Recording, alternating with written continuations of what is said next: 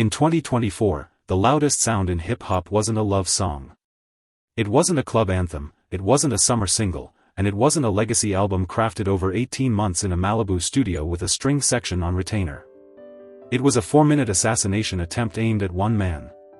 That single record earned roughly $7.6 million in its first calendar cycle, swept 5 Grammys in a single night, and headlined the most watched halftime performance in the history of American television. The song was Not Like Us. The name in the crosshairs was Drake.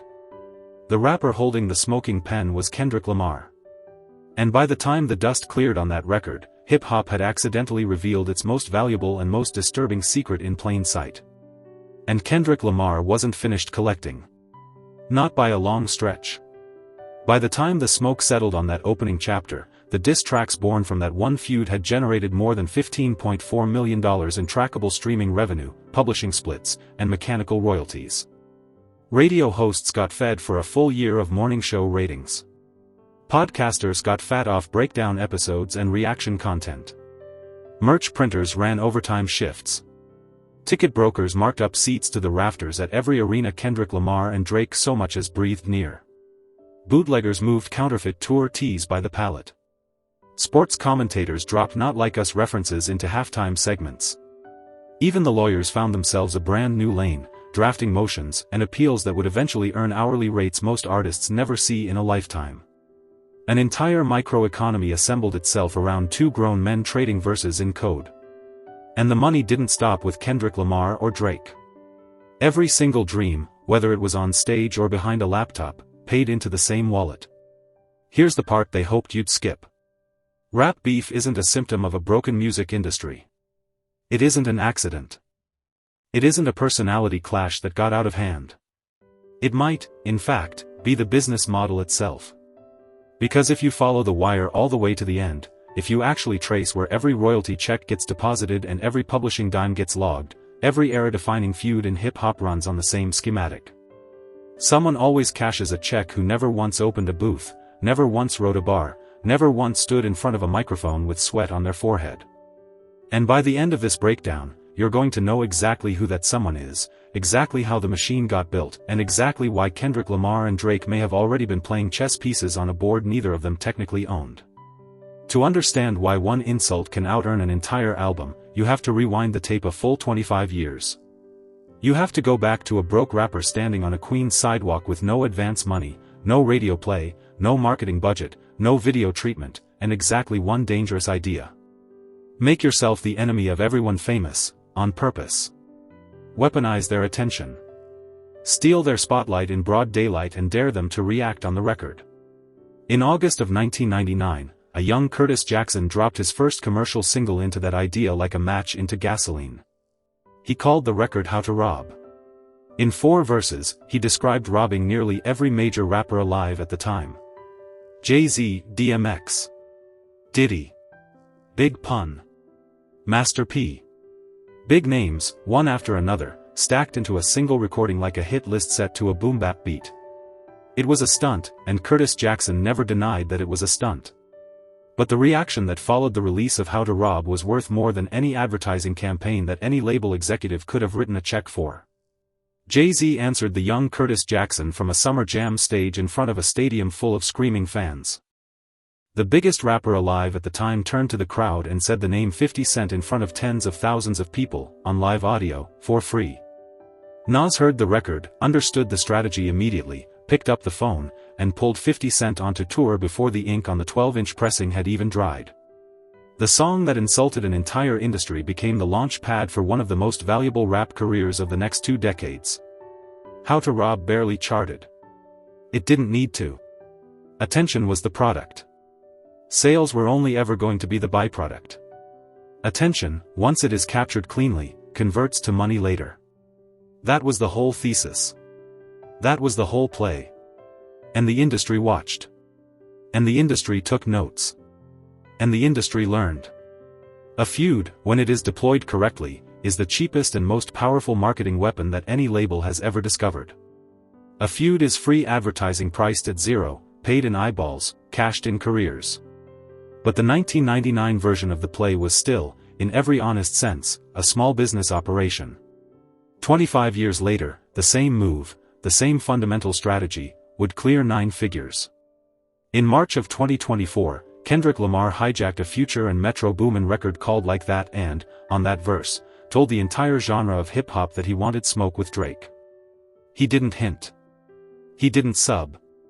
He named the throne he was coming for, he named the men he was coming for it against, and he stepped through the door in real time. That single verse alone, before a real diss track had even been recorded, before a full diss track had even been sequenced, would eventually generate around $4.6 million in streams and publishing splits.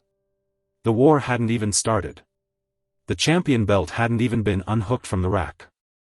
And the wire was already humming with money. Over the weeks that followed, the 2 biggest rappers alive traded diss records like publicly listed companies trading quarterly earnings statements. Every record was a product launch. Every product launch was a market event. Drake's Push UPS pulled in close to $1 million in its opening days on the platforms. His Family Matters did almost identical numbers. Kendrick Lamar's Euphoria and 616 in LA each broke streaming records the same day they landed on Spotify, Apple Music, and Tidal. Insults were converting directly into cash on a timeline that nobody in the industry, not the promoters, not the label executives, not the analysts writing memos to shareholders, had ever seen before in the entire history of recorded rap music. But beef economics don't split evenly.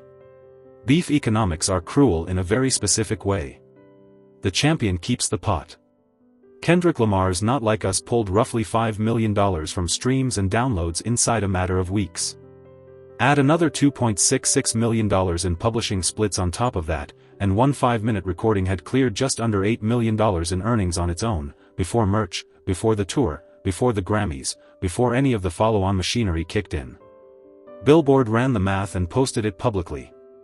The 4 core diss tracks from the Drake and Kendrick Lamar feud combined for more than $15.4 million in trackable revenue. That's before you count the reaction videos. That's before you count the breakdown podcasts. That's before you count the merch drops. That's before you count the ripple that hit the rest of both catalogs. Now look closer. Every single one of those songs, Drake's records, Kendrick Lamar's records, all of them, routed money into some of the same corporate ledgers. Lock that in your mind. Sit with that for a second. Because the $15 million was never the real prize. That was just the qualifying round. That was just the entry fee. That was just the price of admission to the actual arena. The real payout arrived after the last diss track dropped, and only one man was allowed to walk in and collect it. Not Like Us became the most streamed rap song in a single calendar year in the entire history of Spotify. 1.44 billion plays. The fastest rap record ever pressed into an audio file to cross 100 million streams. A takedown record spinning at reception halls, at birthday parties, at high school proms, at NBA arenas, at NHL rinks, at Little League games, at bar mitzvahs, at wedding after-parties in 5 different time zones. A cultural weapon dressed up as a party song, disguised so cleverly that people were dancing to a character assassination without ever registering exactly what the lyrics were doing. And then February of 2025 arrived. And with it came the Grammys. Not Like Us walked into the Grammy ceremony that night with 5 nominations. It walked out with 5 wins. Record of the Year. Song of the Year. Best Rap Song. Best Rap Performance. Best Music Video. 5 for 5. Not a single loss on the night. The most decorated rap record in the history of the Recording Academy is, on paper, on transcript, on legal record, a diss track aimed at another named rapper. Read that sentence again. The most awarded rap song in Grammy history is an insult. And Kendrick Lamar, standing on that stage collecting hardware, was only warming up. 1 week later, Kendrick Lamar stepped onto the Super Bowl halftime stage in New Orleans. 133.5 million people were watching him. It was the most watched halftime performance ever aired on American television, passing Michael Jackson's decades-old record in the process. Michael Jackson. The man who invented the modern televised concert. The man who moonwalked into pop culture immortality on that same stage. Kendrick Lamar walked past his number. And in front of that audience, roughly 1 out of every 3 Americans breathing that Sunday night, 1 out of every 3 lungs in the country tuned in on the same broadcast. Kendrick Lamar performed Not Like Us. The insult broadcast to an entire continent. A takedown record scored by a marching band and beamed into every living room in the United States. Living rooms in Toronto watched it too. Drake watched it too, one way or another. The morning after that halftime show, Kendrick Lamar's total catalog streams jumped 154%. Not Like Us alone climbed 430% on Spotify in the following 24 hours. The Grand National Tour, co-headlined with SZA, went on to gross $358.7 million, the biggest co-headlining rap tour in the entire recorded history of the format. Forbes tallied up the year and reported that Kendrick Lamar had banked around $19 million in 2025 alone, the highest figure of any active rapper on the planet. Not the highest for a Compton rapper. Not the highest for a Grammy winner. The highest, period. Number 1. That is the real prize. The diss track was never the payout. The diss track was the ticket in. A feud, executed correctly, in the right cultural climate, at the right release cadence, converts into Grammys, halftime slots, arena tours, publishing catalogs, and generational wealth. That is the machinery. That is the actual product being sold. The song is the invoice. The catalog is the payment plan. But while Kendrick Lamar was cashing the biggest check of his professional life, the loser of that feud made a move that nobody in hip-hop history had ever tried before. A move so unusual, so structurally strange, that the entire music business had to stop and read the filing twice to make sure their eyes weren't playing tricks on them. Drake didn't sue Kendrick Lamar. Drake sued Universal Music Group. The label.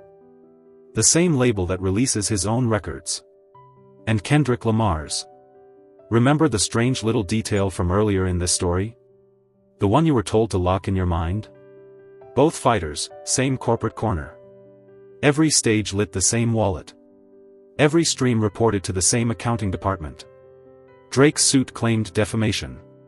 He alleged that Universal Music Group knowingly promoted a record whose accusations against him were false, that the label pushed the song aggressively through streaming placements and radio partnerships, and that the label profited off the reputational damage done to one of its own top-earning artists. In October of 2025, a federal judge tossed the case. The court ruled that a diss track qualifies as protected artistic opinion, not actionable defamation. In plain English, the judge said that rap beef is theater, and you cannot sue theater. Drake filed an appeal in January of 2026, arguing that a legal rule protecting all diss tracks from lawsuits was a dangerous doorway that could be walked through by any artist with a grudge and a chorus. His attorneys refiled additional briefs in April of 2026. As of this recording, the case sits with a federal appeals court in New York, still pending, still undecided, still spinning its own separate wheel of publicity. But the filing itself revealed something bigger than any single verdict could ever hope to resolve. Buried inside Drake's own paperwork was a written admission that the label had a financial interest in the outcome, regardless of which of its two superstars ended up bleeding on the pavement. The label collects on the punch. The label collects on the counterpunch. Conflict, in this structure, is cashed on the swing and cashed again on the reply. The building keeps its slice no matter which fighter falls.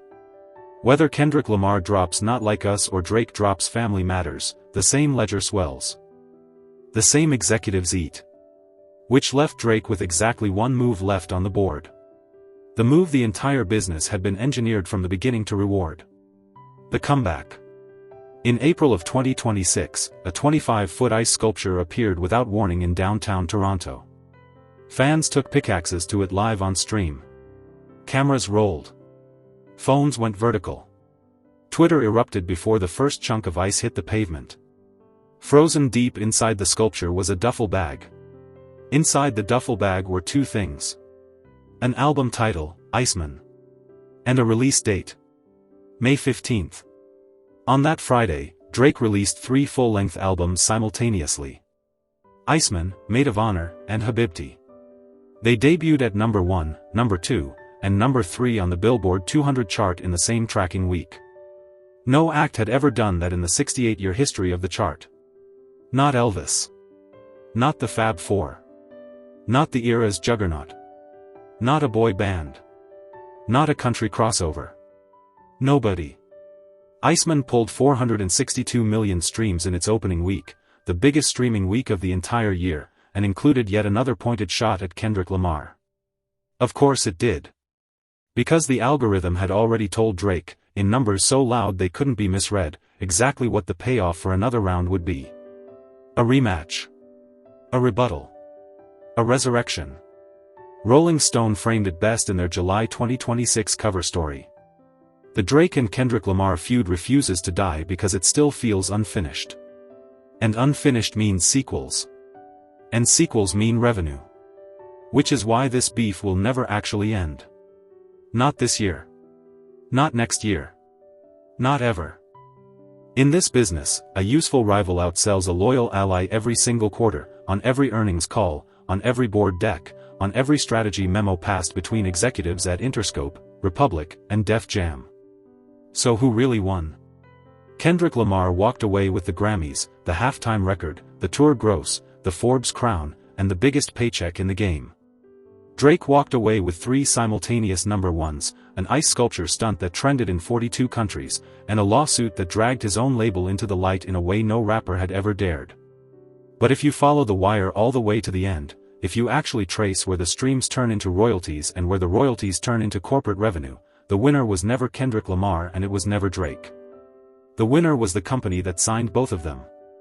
The building that kept its slice on every record, on every stream, on every Grammy speech, on every halftime pyro cue, on every ticket scanned in every arena, on every legal filing typed by every attorney on both sides of the aisle, on every reaction video ranked in the trending tab, on every breakdown podcast that clipped a lyric.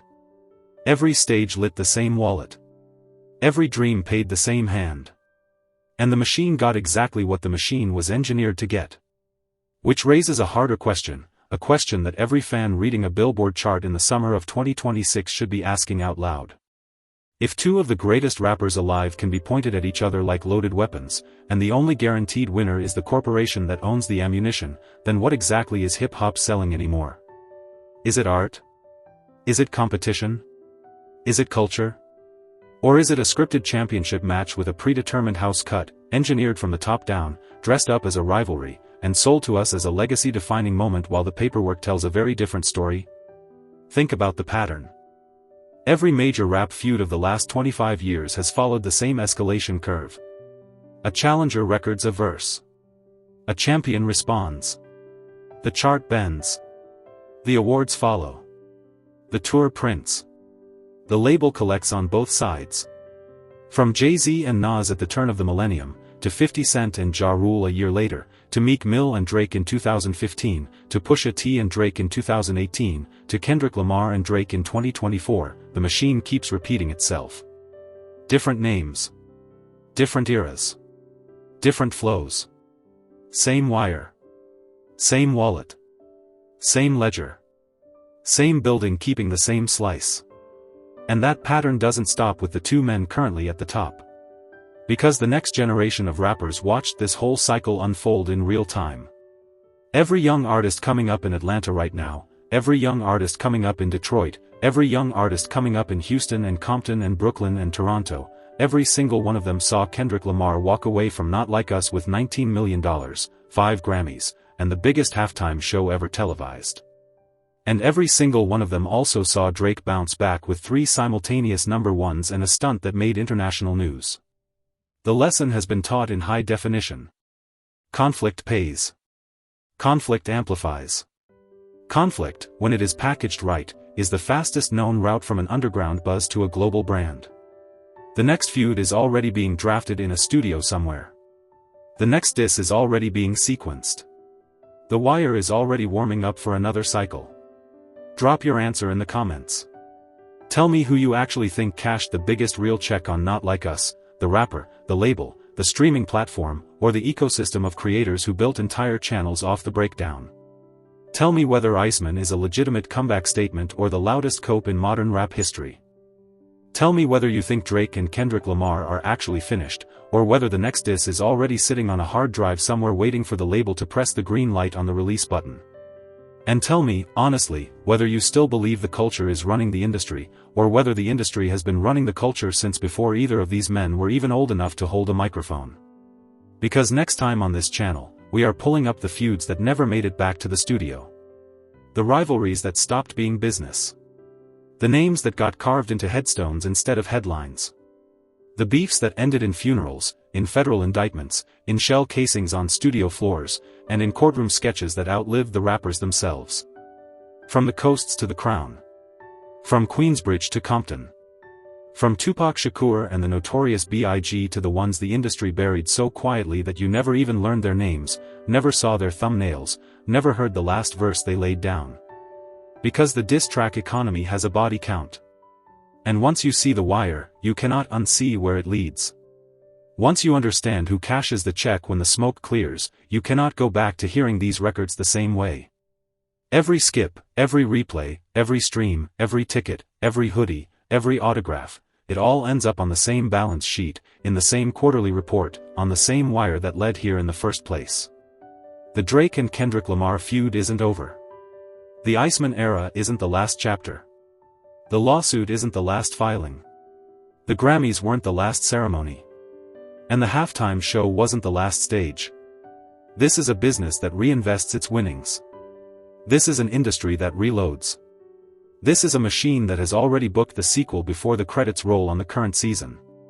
Follow the wire. Watch the next one. And when the next disc drops, and it will drop, sooner than you think, remember exactly where the money is going before you press play.